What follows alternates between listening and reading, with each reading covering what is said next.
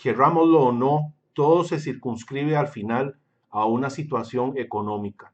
Mientras estemos bien económicamente, vamos a poder estar sanos, con buena alimentación y vamos a poder estudiar y vamos a poder sacar a nuestras familias adelante, podemos llevarlas a pasear, podemos enaltecer la vida de los que nosotros queremos y por eso es que estamos metidos en este asunto.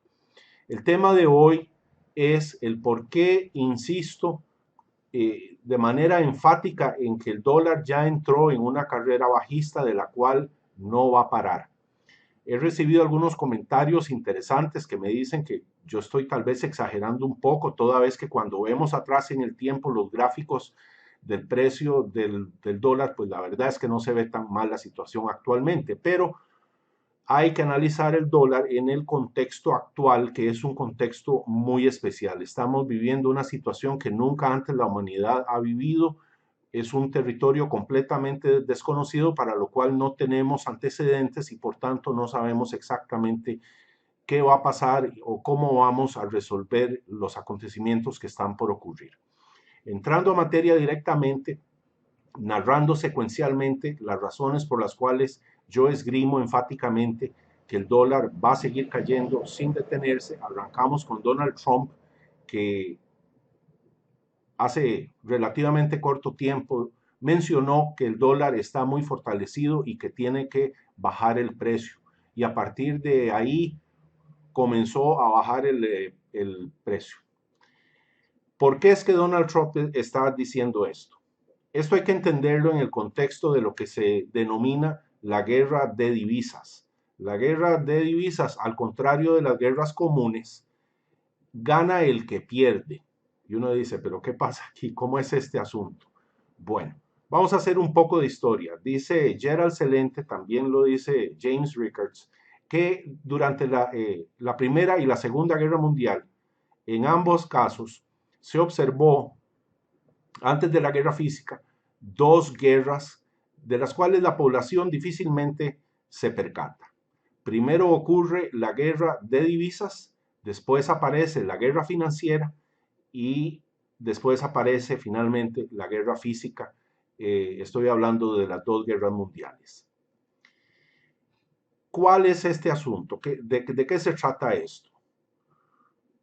Cuando un país exporta a otro y hay competidores exportando el mismo producto terminado, uno como país podría ganar ventaja con solo devaluar la moneda, porque de esa manera se abarata el costo de las exportaciones cuando llegan a su destino. Al ocurrir esto, los países competidores reaccionan de la misma manera, bajan igualmente su moneda y empieza esta guerra de divisas que la gana el que pierde. Lógicamente, esto tiene un efecto a corto plazo de beneficio, especialmente para un sector que es el sector exportador. Pero a mediano y largo plazo tiene efectos muy negativos para la población, toda vez que la importación de bienes y servicios de consumo se encarecen y esto hace también que el poder adquisitivo de la moneda se vaya deteriorando, se vaya erosionando. Entonces, al final, esta guerra de divisas tiene efectos altamente negativos.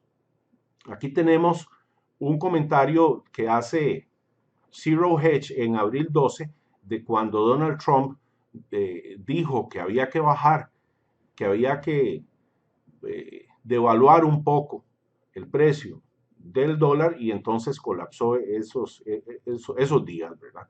Acá tenemos un gráfico muy interesante, bastante surrealista, que expresa lo que estoy diciendo. La actual guerra de divisas comenzó en el 2010 con la flexibilización cuantitativa. La flexibilización cuantitativa es el nombre eufemístico que le ha dado la Fed a lo que es una emisión inorgánica exagerada de dinero con tal de que la economía no colapse. ¿Por qué pasa esto? ¿Por qué al mismo tiempo Janet Yellen insiste en que hay que subir la inflación? Si toda la vida La inflación ha sido algo malo, ha sido algo terrorífico. De la noche a la mañana se volvió buena. Todo esto nace con el problema de la crisis inmobiliaria del 2008.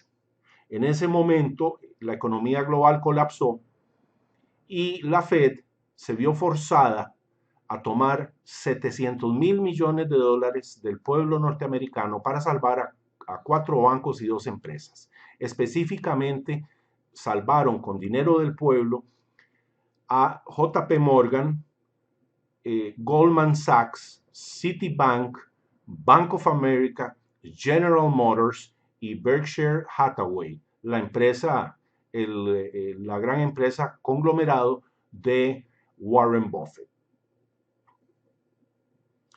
Lo cierto es que esto nos indica que el capitalismo técnicamente murió en el 2008, toda vez que eso no es capitalismo. El capitalismo es muy sencillo, se basa en el libre mercado y el libre mercado nos dice que si usted como empresario ganó, esas ganancias son suyas, pero que si perdió y quebró, esas pérdidas son suyas. Cuando el Estado interviene y toma los bienes del pueblo para salvar a dedo a quien le conviene, bajo el argumento de que son demasiado grandes para dejarlos caer, eso ya no es capitalismo. Esto lo he mencionado en otros videos anteriormente y seguiremos insistiendo en este tema, porque hay que dejar claro que el capitalismo en Estados Unidos ya no existe. Lo que hay es un socialismo de compadres o un fascismo corporativo. Volviendo al tema de la inflación, ¿qué es lo que pasa con la inflación? Que en un escenario inflacionista el gobierno gana y el pueblo pierde. El pueblo pierde porque ve encarecido el costo de los bienes y servicios de consumo. Y el gobierno gana porque percibe mayor ingresos debido a los impuestos. En un escenario deflacionario, por el contrario, los precios bajan, el pueblo se ve beneficiado, pero el gobierno se ve afectado, toda vez que los ingresos por impuestos disminuyen. Entonces Janet Yellen, y es otro de los argumentos que esgrimo en este argumento, en este planteamiento, perdón, Janet Yellen insiste desde hace varios años en que tiene que haber una inflación del 2%. Nadie entiende por qué el 2%. Podría ser el 1.5%, podría ser el 1.8%, pero ellos necesitan que sea exactamente el 2% y no hay un solo razonamiento técnico que nos explique esto. Aún así, llevan años de que no logran ese 2%. Aparentemente esto no se logra porque hay una deflación extraordinaria global. Estamos teniendo la velocidad del dinero más baja de la historia y por eso la inflación no aparece. En este gráfico vean qué interesante cómo se expresa la guerra de divisas entre China y Estados Unidos, en la cual Estados Unidos le lanza lingotes de oro a China y China le lanza paquetes de dólares a Estados Unidos. Volviendo entonces al tema de la guerra de divisas, la inflación y todo este asunto, resulta que China entonces reaccionó a la flexibilización cuantitativa del 2010 bajando el yuan dramáticamente. Y esto es lo que expresa este dibujillo tan interesante. Aquí tenemos, y quiero mencionar este libro de James Rickards, que se llama Currency Wars o Guerra de Divisas. James Rickards es un experto con 30 años de experiencia en el manejo de valores, haciendo comercio en la bolsa de valores. Además, ha sido asesor del Pentágono, asesor de la CIA en guerra de divisas, guerra financiera y además es creador del proyecto Prophecy. El proyecto Prophecy es un proyecto que ya dio resultados. Se trata de detectar ataques terroristas antes de que ocurran con solo observar el comportamiento de la bolsa de valores. Entonces acá tenemos a don James Rickards, a quien yo recomiendo que puedan leerlo cuanto antes mejor, porque es el que más sabe de estos temas de guerra de divisas. Además es un gran experto en el manejo del oro. Así las cosas, en el juego de la inflación y la deflación, busca la Reserva Federal que el pueblo siga perdiendo y que el gobierno pueda ganarse algo. Por eso es que aparece este discurso de la noche a la mañana en el cual la inflación tenemos que verla como buena. Eso es de lo más absurdo que hay. Cualquiera que va al supermercado y nota que cada vez se compra menos con el dinero que uno tiene, comprende que la inflación es negativa. Aquel que me diga que está feliz porque está pagando más dinero por los productos es un completo mentiroso. Hay quienes dicen que estos grandes señores, estos políticos, viven en cada uno en una torre de marfil y que por eso no entienden la dimensión del sufrimiento del pueblo ante esta situación inflacionaria latente. Y digo latente porque la inflación no ha subido dramáticamente, aunque sí hay manifestaciones en diferentes sectores. La inflación no ha subido porque el 75% de la flexibilización cuantitativa quedó a resguardo en las bóvedas de la Fed, porque si hubieran lanzado ese dinero al mercado, ya hace muchos años que se hubiera desatado una hiperinflación galopante de consecuencias nefastas. El siguiente argumento por el cual insisto en que se va a dar una continua caída del dólar tiene que ver con la erosión del poder adquisitivo del dólar debido a la flexibilización cuantitativa. Aquí tenemos en este gráfico lo que es el balance general de la Reserva Federal. Obsérvese aquí, en el 2008 se tenía 800.000 millones de dólares, ¿verdad? Y cuando ocurre la debacle, salta y comienza a subir y sigue subiendo y por ahí del 2015 en adelante ya no subió más, pero no ha bajado. ¿Qué es lo que hay aquí? Hay 4.5 billones de dólares, es decir, millones de dólares en bonos del Tesoro estadounidense. Y el mecanismo es el siguiente: el Tesoro estadounidense emite estos papelitos muy bonitos con dibujitos muy hermosos que se llaman bonos, y la Reserva Federal entonces entrega dinero a cambio de esos bonos. Pero entonces guarda el 75% de esos bonos y guarda el 75% de ese dinero para que no haya inflación. Y el 25%, el argumento que ellos tienen es que viaja a la economía para que la economía suba. Pero eso no es cierto. Lo que ha hecho es viajar a la bolsa y por eso es que la bolsa sube y sube y sube y ahí sí vemos inflación. Pero vemos cada vez mayor cantidad de cadenas de tiendas importantes como JCPenney, Sears, Payless, Radio Shack, varios restaurantes, la industria automovilística, todo el sector productivo de los Estados Unidos está desplomándose a una velocidad acelerada y muy alarmante. Quiero mencionar que de esos 4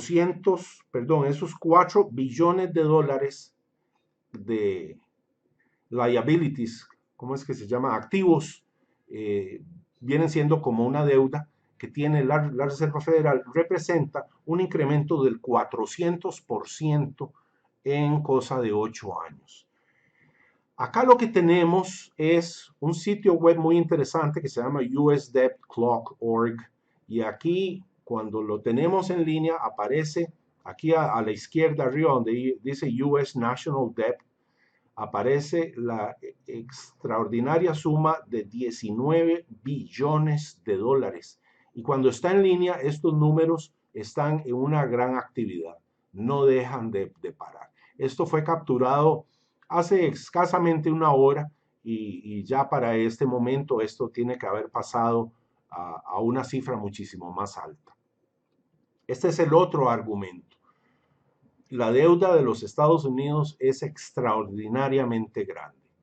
Aquí la deuda nacional y por acá el total de la deuda.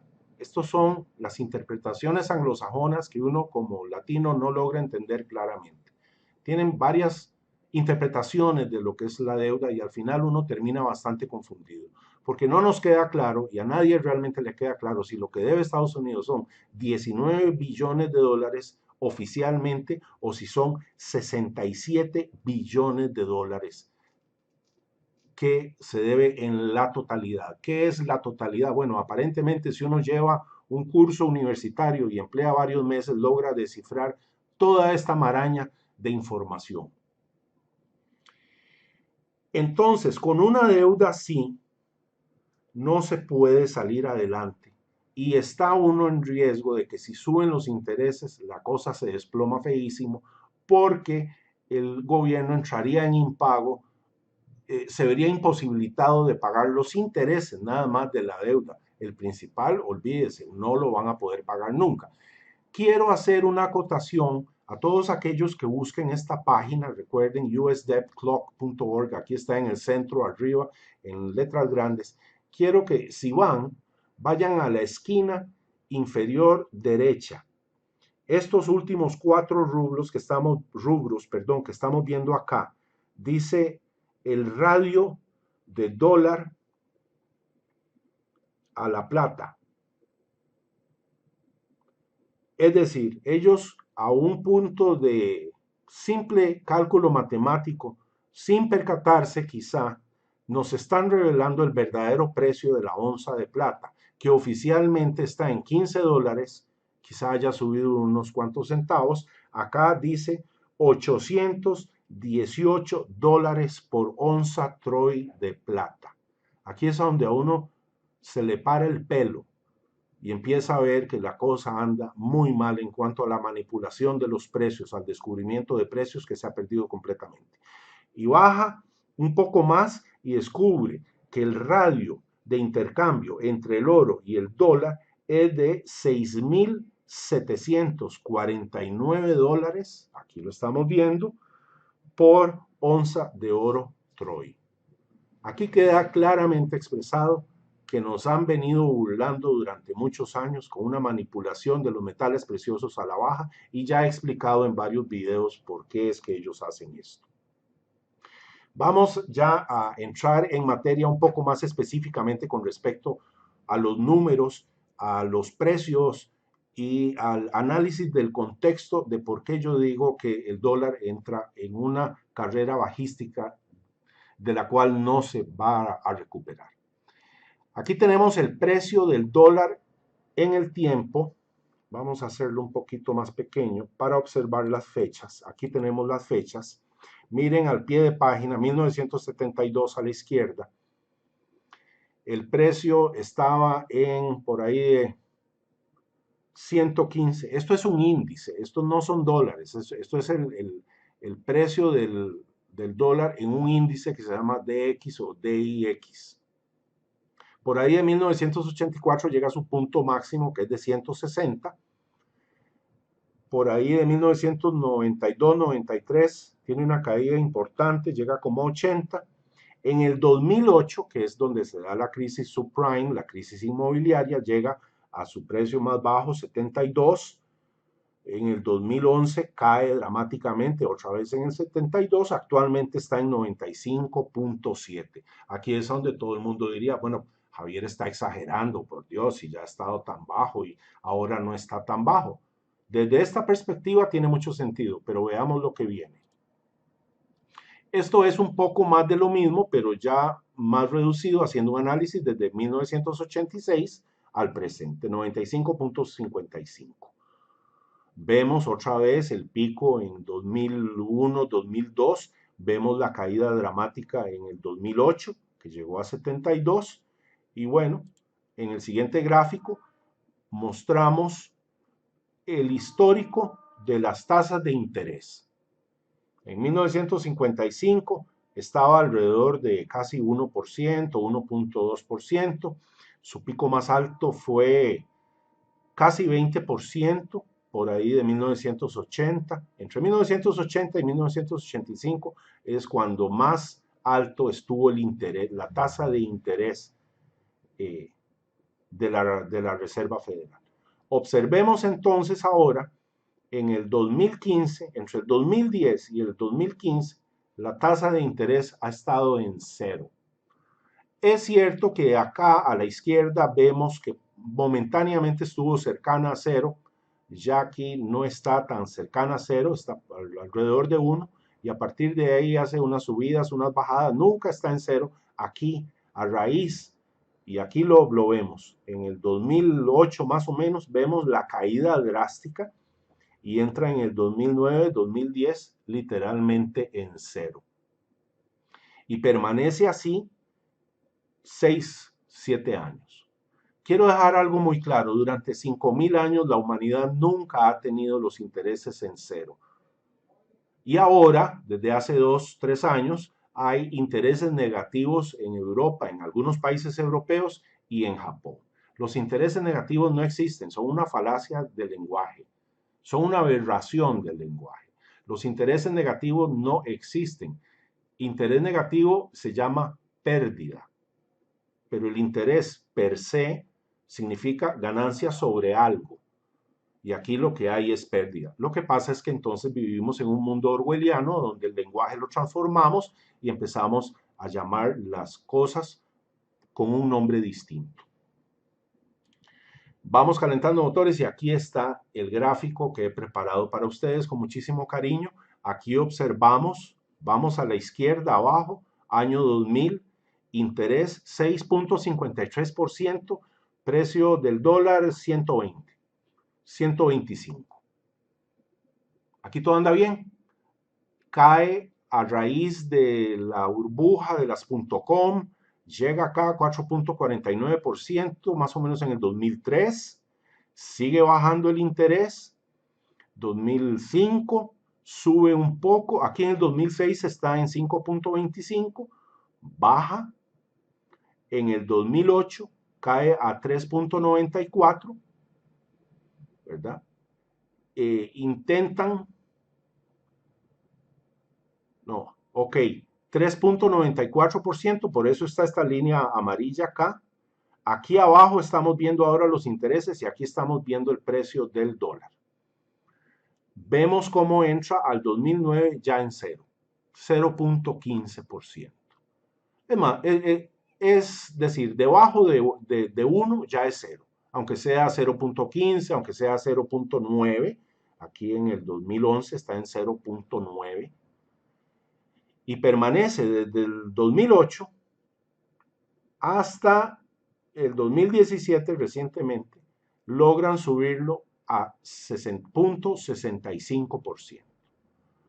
Quedemos claros en lo siguiente, toda economía se fundamenta en el ahorro y el ahorro se fundamenta en la tasa de interés. Cuando la tasa de interés está en cero, el ahorro es castigado y llega un momento en que desaparece.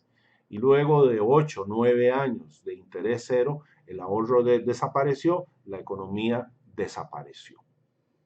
Esto no son habladas, estas no son teorías conspiratorias, esto es economía pura y sencilla. Más aún, esto es matemática. Aquí vemos cómo el precio del dólar empieza a subir en el 2014. Nos vamos acercando al presente. Aquí estamos en 2016, el año pasado. Y aquí, exactamente, esto es 2017, aquí lo estamos viendo, empieza la caída actual. Pero ¿qué es lo que pasa? Que ya esta caída es la sumatoria de todo este tiempo de los intereses en cero.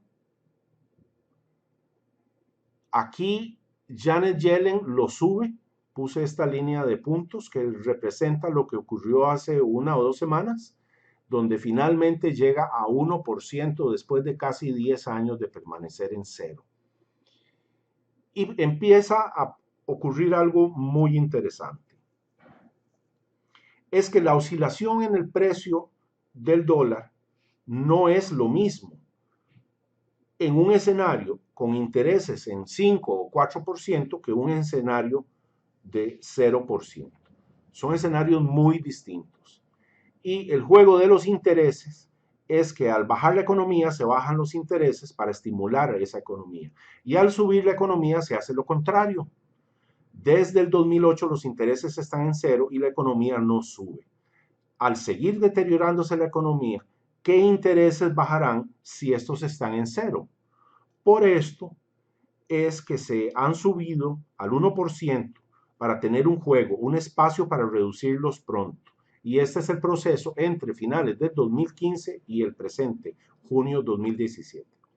Pero lo más grave de todo esto es que si los intereses suben porque los bonos bajan de precio, digamos, recordemos que los bonos bajan de precio, la tasa de interés sube, esa tasa de interés ejerce presión sobre la tasa de interés bancaria, la tasa de interés bancaria sube y entonces el gobierno colapsa bajo el precio de la deuda. Recordemos, y si quieren devuelven el video, ven los gráficos anteriores de la deuda colosal que pesa sobre los hombros del gobierno estadounidense.